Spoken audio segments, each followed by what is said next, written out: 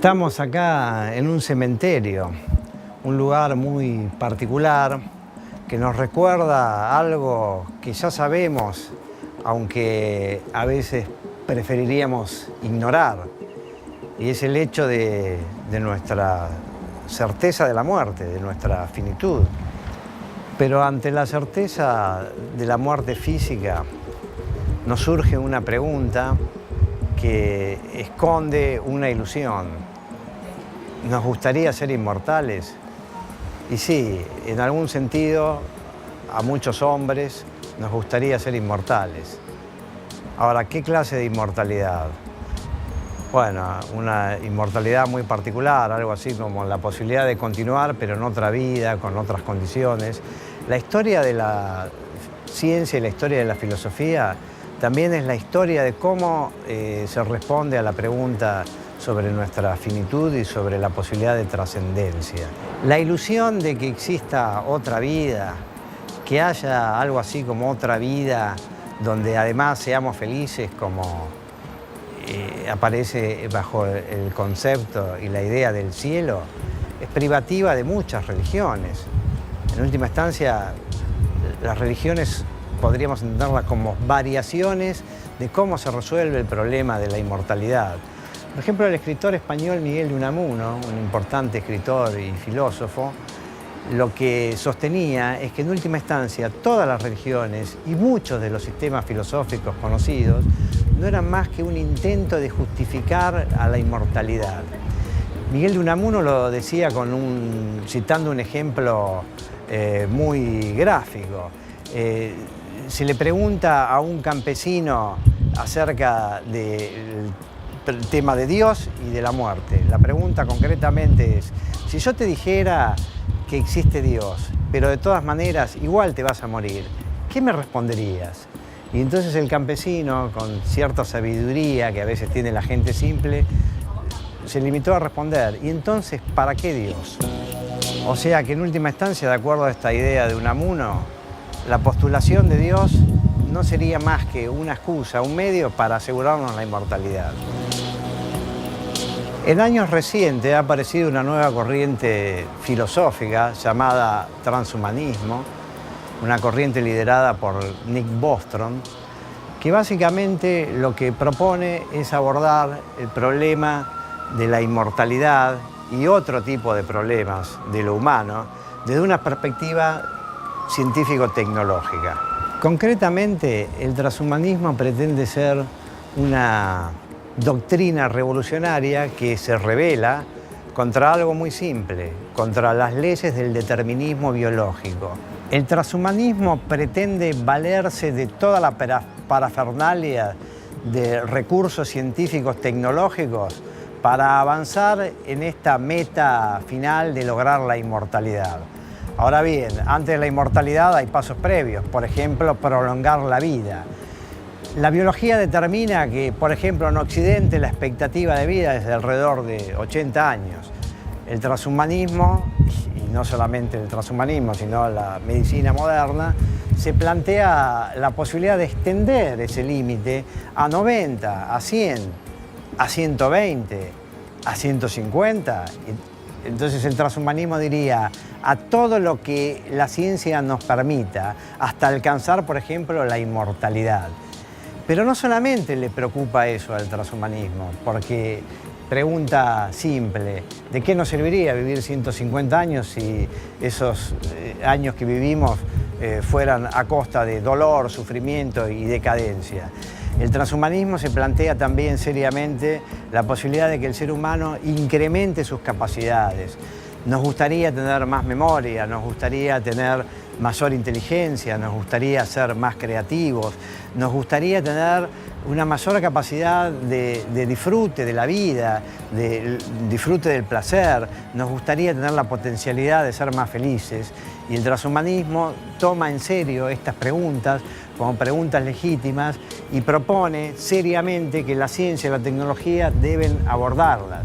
Por eso es que yo suelo decir que el transhumanismo, en algún sentido, es la más filosófica de las empresas científicas, al tiempo que es la más científica de las empresas filosóficas.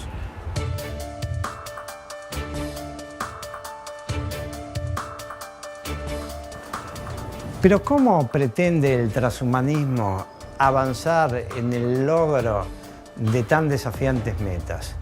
Concretamente, ¿cuál es el programa científico tecnológico asociado al transhumanismo?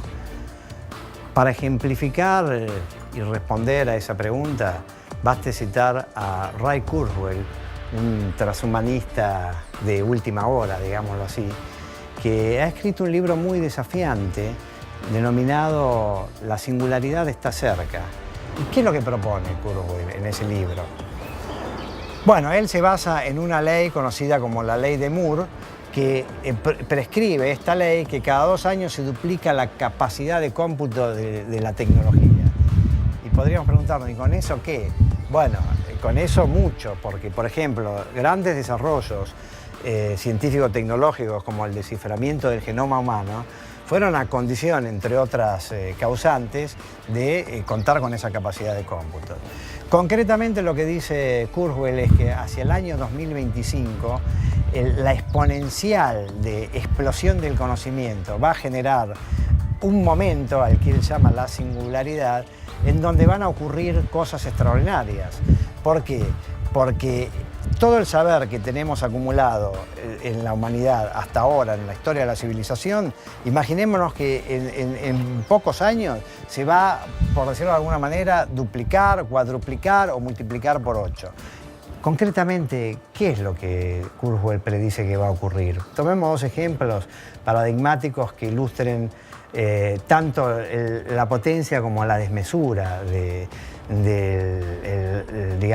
las metas del transhumanismo. Una de las predicciones de Kurzweil es que va a ser posible lo que él llama el trasvasamiento de mente. ¿Y qué es el trasvasamiento de mente, o de una mente? Concretamente es la posibilidad de codificar el contenido de una mente humana en un soporte físico, con el propósito de después volver a insertarlo o codificarlo en un cuerpo físico. El trasvasamiento de mente ineludiblemente nos lleva a una disciplina con la que está íntimamente relacionada como idea, que es lo que se conoce como la criogenia. La criogenia es la disciplina que se encarga de congelar los cuerpos con el propósito de revivirlos en otro momento, con el fin de que en algún momento del desarrollo de la medicina haya soluciones a algunos problemas que ese cuerpo está afrontando en el momento en que le toca vivir. Siempre ha trascendido el mito de que Walt Disney sería uno de los pioneros de haber participado de la experiencia. Ahora bien, ¿cuál es la meta del transhumanismo respecto a este tema? Bueno, muy simple, juntar ambas posibilidades. Es decir, a través del trasvasamiento de la mente se podría codificar la mente en un soporte físico. Y a través de la criogenia, congelar el cuerpo. Cuando el desarrollo de la tecnología y de la ciencia ameriten que es el momento de ser revivido, ese cuerpo puede volver a conectarse con la mente con la que estuvo conectado en algún momento. Ese es un ejemplo típico, tal vez el más exagerado, utópico, del pensamiento transhumanista. El pensamiento transhumanista tiene, obviamente, por lo que estamos diciendo, una meta quizás desmesurada. Ahora, no solamente se agota en esas tecnologías, y en términos de las disciplinas a las que el transhumanismo pretende desarrollar, además del trasvasamiento de mente, y que es un caso particular de informática, y de la criogenia, que es muy importante para todas estas empresas de avanzar hacia la inmortalidad o el prolongamiento de la vida, el transhumanismo adiciona todas las otras ciencias de la computación importantes contemporáneamente, como la inteligencia artificial y la robótica, y también las neurociencias y la nanotecnología.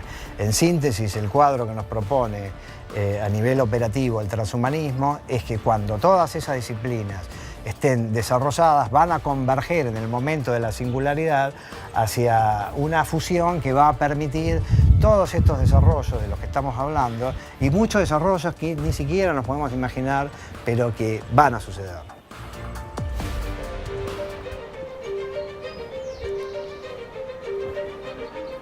Humanos, transhumanos, humanos que pretenden trascender el límite de lo humano. Esto nos lleva a una pregunta simple. ¿Cómo caracterizaremos al transhumanismo? ¿Como una empresa filosófica? ¿Como una aventura científico-tecnológica? ¿Como un intento de jugar a ser dioses? ¿Como una gran desmesura? Los transhumanistas lo que nos dicen es que el transhumanismo llegó para quedarse. Y si llegó para quedarse, más vale que vayamos pensando qué vamos a hacer con él. Y tenemos muchas posibilidades. Negarlo, horrorizarlo, ridiculizarlo, calificarlos como una mera locura, abrazarnos a su causa y convertirnos en una especie de cruzado de la nueva era. Tenemos esas posibilidades, pero también tenemos otra, que es intentar comprenderlo. ¿Por qué existe el transhumanismo? Y yo creo que el transhumanismo existe porque simplemente es la expresión del deseo humano. El transhumanismo es loco, utópico y desmesurado, pero en ese sentido se parece mucho al deseo humano, que es loco, utópico y desmesurado.